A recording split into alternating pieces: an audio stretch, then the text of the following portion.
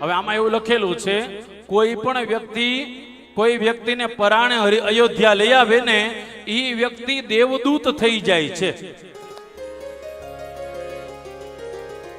આમાં કોઈ કોઈને લાવ્યું કે નહીં? હા, જે વ્યક્તિ પરાણે એકબીજાને લઈ આવે અથવા સમ આપીને લઈ આવે, એકબીજાને હાથ પકડીને લઈ આવે અયોધ્યા, એ વ્યક્તિ દેવદૂત થઈ જાય છે. અને આમાં લખેલું છે એક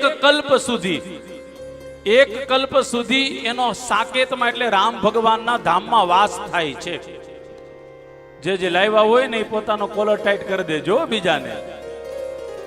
હા, હવે લખેલું છે આ આખી અયોધ્યા તમે જાઓ તો તમારી પાસે પુસ્તક આવે તો ગુજરાતીમાં નથી, સંસ્કૃતમાં છે, આવડે તો આખી અયોધ્યાનું માહિતમ છે. આમાં આપણે અયોધ્યામાં આવ્યા છે તે અયોધ્યાની ભૂમિનું હોતું માહિતમ આપણને આખી અયોધ્યાનું માહિતમ છે. બહુ સરસ મજાનું છે.